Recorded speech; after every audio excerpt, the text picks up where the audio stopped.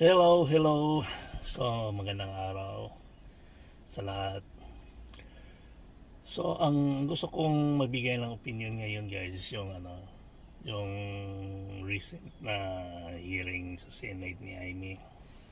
Siguro naman nakikita niyo na yun, di ba? So, I just want to give a little of my opinion, di ba? So, yun nga, hearing si Amy. Well, ang sa akin lang is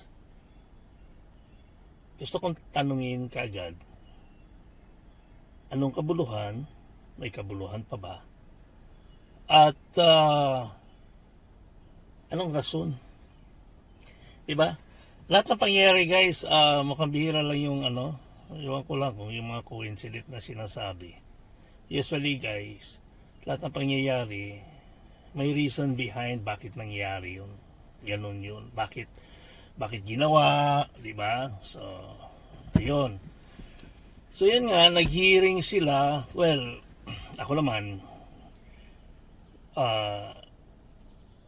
basing doon sa like yung ibang mga vloggers, like sabihin natin si Sas, sabi siya na you have to give due credit sa where credit is due, di ba? So, agree naman ako doon dahil yun nga, well, meron namang nasabi si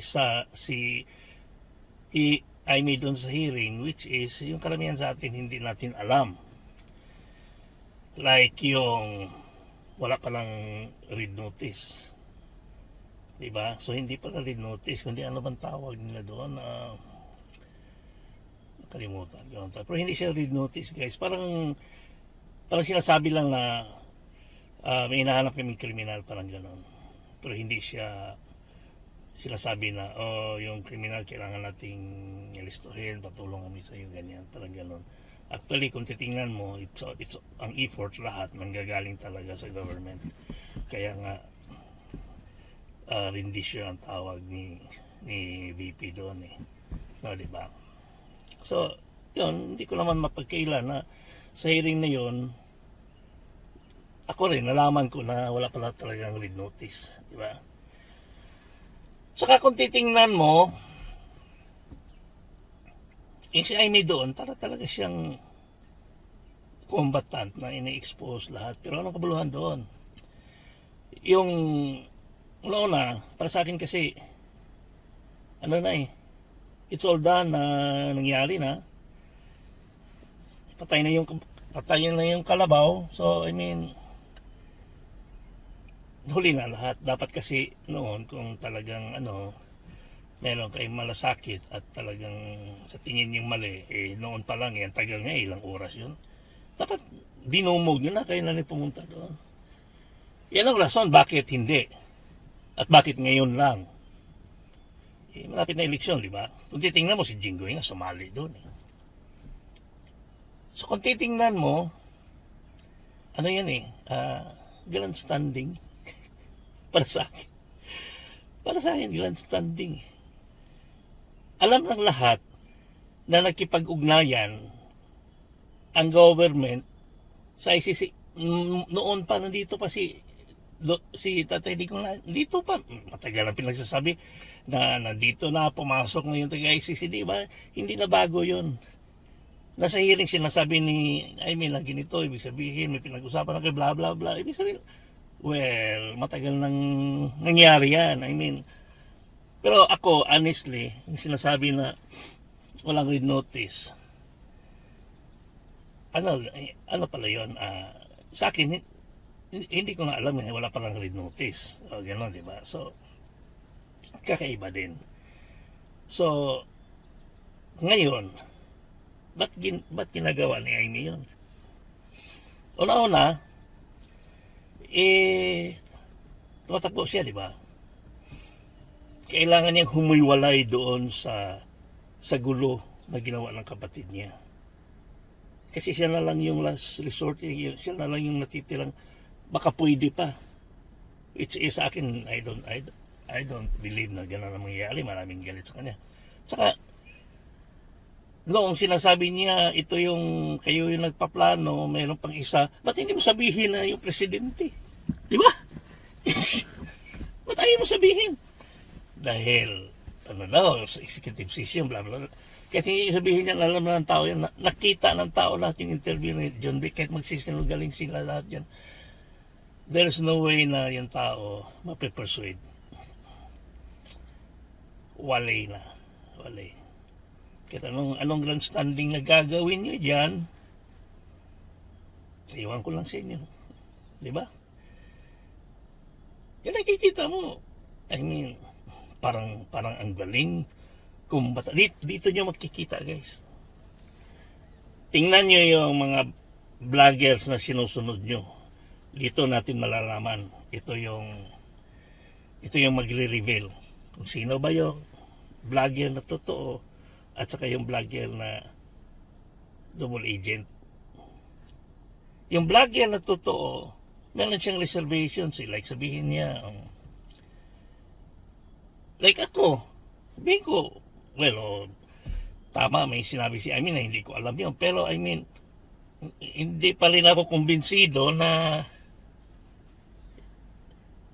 ibuboto siya kung ako. Diba? I mean, hindi pa rin ako 100%. Well, kaya nga binibigyan kita ng credit doon dahil, yun nga, meron kang binolgar at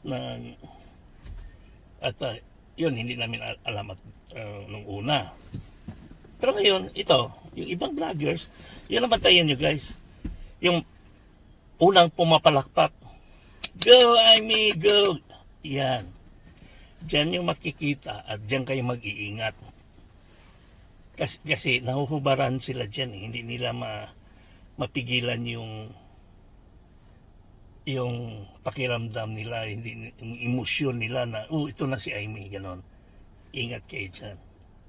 Para sa akin kasi, si Amy is parang Trojan horse yan. Ba't ngayon mo lang ginawa yan? Di ba? May rason talaga yan. Ba't ngayon mo lang ginawa yan? Di ba? At idinidiin mo yung gumawa niyan, which is tauhan ng kapatid mo, ba't hindi mo masabi? Ganon lang yun. Simple, easy. Kaya, no let down talaga. Tao galit, kung anong ginagawa ng mga tao peacefully, hopefully, masusustain. Sabihin ko na lang ng mga tao kasi wala naman ako dyan eh. So, keep on going lang para sa akin, peacefully. Hanggang dumadami ng dumadami. At hopefully, merong pupuntahan yung effort ng mga tao. Ganun lang. Makinig lang tayo sa kaganapan ngayon, yung mga hearing na yan, pero sasabihin ko pa rin, walang kabuluhan yan. Ano bang ending yan? Maipapabalik ba nila si Pangulong Duterte? Hindi. Magre-resolution ba sila? Hindi. Na nila, kailangan nating bawiin si Duterte doon. Hindi. Puro lang yan political maneuver, guys. Huwag kayong padala. Makinig tayo at makinig. Baka may mga malaman tayo dahil, siyempre, konting revelation para sumikat, di ba? Ganun lang yun, guys. Pero bottom line, kayo pa rin ang magkasabwat dyan. Di ba? So, titingnan mo lahat. Si Anyo nagsisinungaling. Lahat. Si Bueng Rimulya. Lahat sila nagsisinungaling. Di ba? So, ngayon pa ba tayo maniniwala? Di ba, guys? Isang beses lang tayo dapat lokohin, guys. Pag magpapaloko tayo ulit,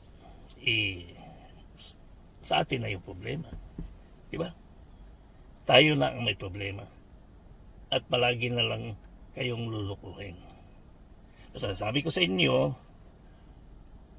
panoorin nyo yung mga dati nyong sinusundan ng mga vloggers at uobserbahan nyo yung paano sila mag-react. Diyan, masiseparate mo yung totoong kasama natin at yung double agent na sinasabi nila. Ako, nakikita ko kung sino-sino yung mga double agent yan eh. Kasi lahat pinapanood ko dyan eh. Pinapanood ko yan lahat. At ngayon nakikita ko na, ito si mukhang pumapalakpak agad, mukhang, di ba? So medyo critical tayo at tanungin natin yung sarili ngayon. Bakit? Paano? Di ba? Ano ang motibo? Ano ang papatunguhan? Di ba? Titingnan mo yung anong event na paparating pa lang. Di ba? Doon nyo babasihan yung yung pagtingin nyo sa mga bagay-bagay. Okay guys, so hanggang dyan lang muna ngayon. Antayin natin kung ano pa ang merong magagandang mangyayari sa unahan, magaganda man o masama. Siguro kailan mangyari dahil may rason, whatever, diba? So thank you guys, sa susunod ulit. Okay, bye.